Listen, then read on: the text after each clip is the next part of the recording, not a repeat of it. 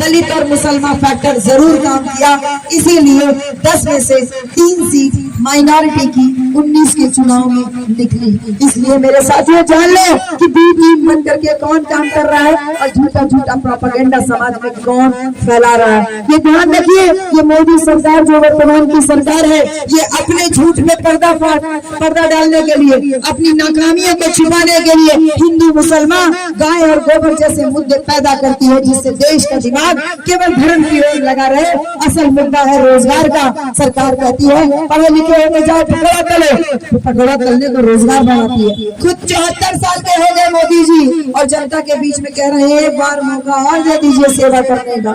74 साल का बूढ़ा व्यक्ति वो आपसे मौका मांग रहा है और स्कीम लेके आया है कि 21 साल में सेना में भर्ती लीजिए और 25 साल की उम्र में आप रिटायर हो जाइए। यानी 4 साल में अग्निवीर बना के आपको सेना में भर्ती करेंगे और 21 साल में भर्ती होइए, 25 साल में रिटायर हो जाइए। 25 साल के नौयुवक को वो रिटायर कर रहे हैं और खुद 74 साल के हो करके आपके सामने एक और मौका मांग रहे हैं। इस बात को ध्यान में रहे कि देश में मुसलमानों के खिलाफ नफरत का माहौल पैदा करने वाले, मुसलमानों से बात में देशभक्ति का सबूत मांगने वाले, क्या आपको यह नहीं लगता कि 4 साल अग्निवीरों की भर्ती करना देश की सुरक्षा, देश की सीमा के साथ एक बहुत बड़ा खिलवाड़ होगा।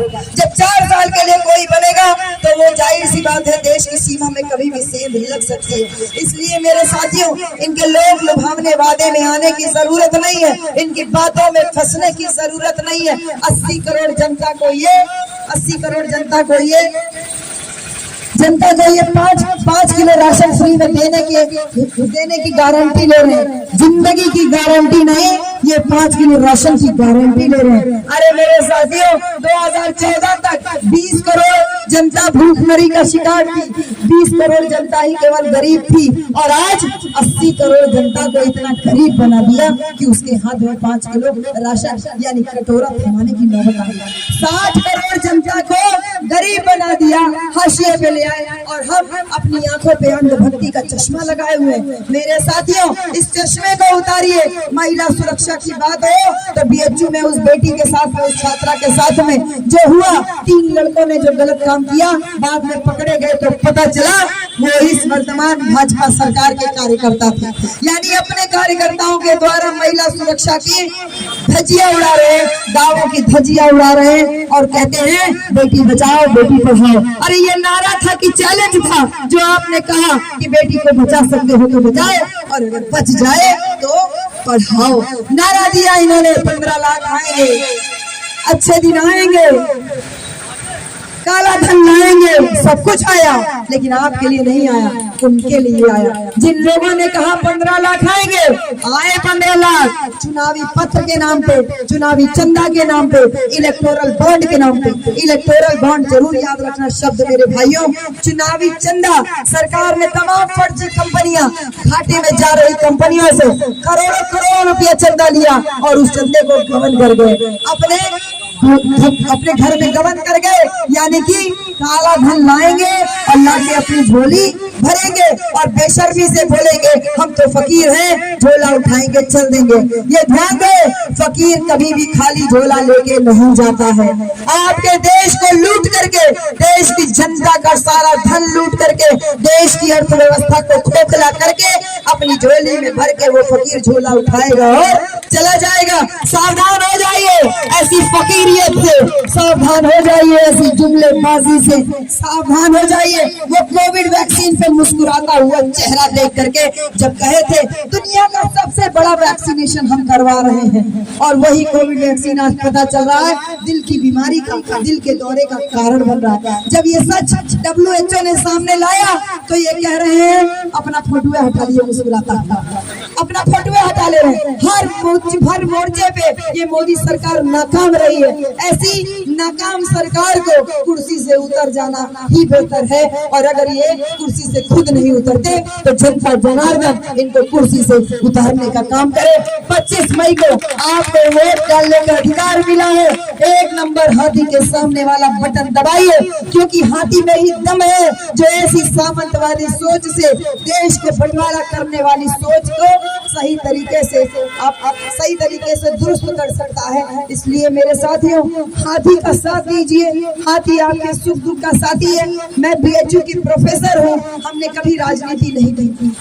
एक पहली बार ये हो रहा, पहली मर्तबा कि हमने राजनीति में कदम रखा, और जब राजनीति में कदम रखा तो हमको पता चला कि बाहर बैठ के राजनीति को गाली देना कितना आसान है, जनता के मुद्दों को जनता के सामने पूरी शिद्दत से पेश करना कितना मुश्किल काम है। और इसीलिए आपकी बहन, आपकी बेटी आपसे ये वादा करती है कि इन सरकारों ने शिक्षा के बजट में 50% कटौती कर दी है। पता है आपको? शिक्षा के बजट को सारी सरकारें, सारे दुनिया में लोग बढ़ाते हैं कि हमारे बच्चे अच्छे से पढ़े, और हमारे देश की गंवार लोग शिक्षा के बजट को आधा कर दिए। मेरे साथियों, अरे अनपढ़ रहेगा इंडिया तभी तो गुलामी करेगा इंडिया, अरे अनपढ़ रहेगा इंडिया तभी तो अंधभक्ति करेगा इंडिया। ये नारा है इनका, हिडन एजेंडा है। इस हिडन एजेंडा को पहचानिए। 75% बजट कम कर दिया चिकित्सा का, यानी तुमको सड़क पे मरने के लिए छोड़ दिया। दुनिया ये इतना करती है, दुनिया सोचती है कि मेरे देश के नागरिक खुशहाल रहें, स्वस्थ रहें, लेकिन हमारे देश में सरकार के द्वारा चिकित्सा के बजट में 75% की कटौती, क्या ये इस बात की तरफ इंगित नहीं करती कि वो ये नहीं चाहते हैं कि आप लोग स्वस्थ रहें और जिंदा रहें? इसलिए मेरे साथियों, ऐसी सरकार जो जनता को अपना बच्चा नहीं मान रही, जो जनता की सेवा के लिए नहीं बनी, जबरदस्ती का जुमलेबाजी करती है, केवल जनता को बेवकूफ बनाती है, और जब जनता उनकी बेवकूफियत को समझ जाती है तो वो गाय या गोबर, कभी पुलवामा अटैक, कभी हिंदू मुसलमान, कभी मुसलमानों पाकिस्तान चले जाओ, इस टाइप के नारे देते हैं। ऐसे लोगों से सावधान रहिए।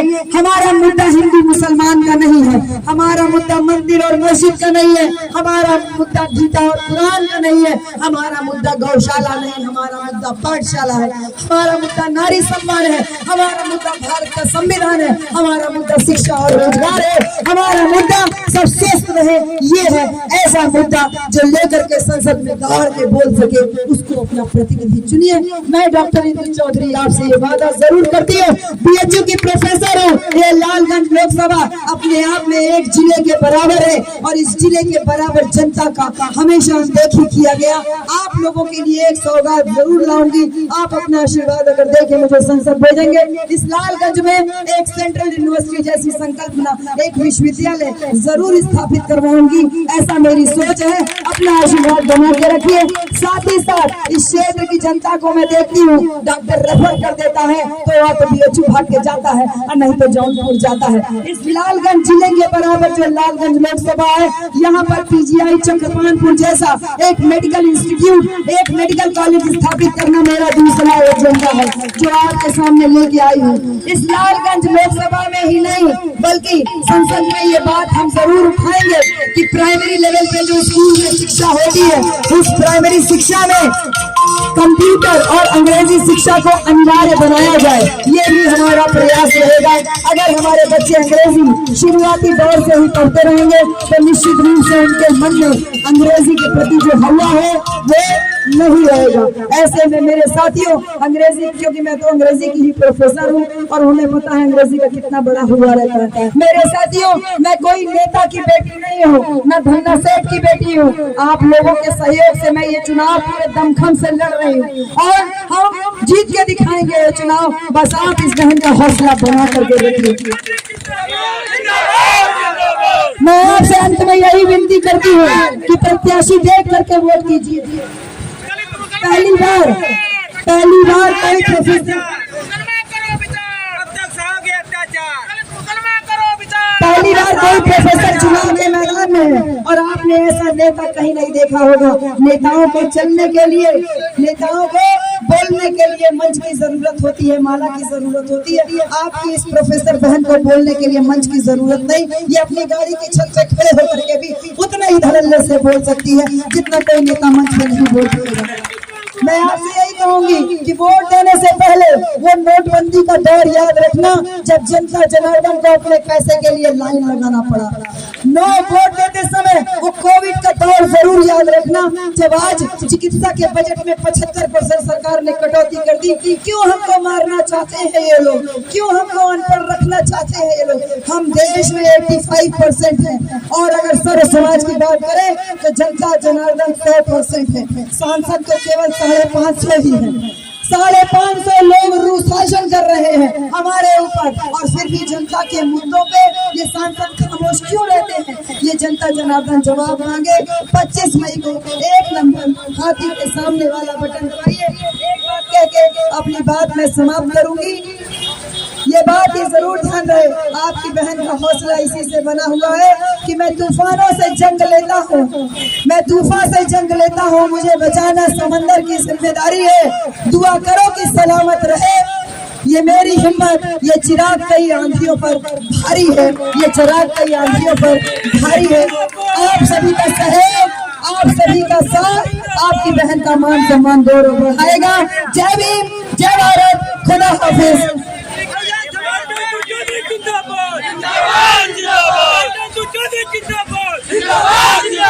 सबको निजामाबाद कार्यालय की तरफ चलना है।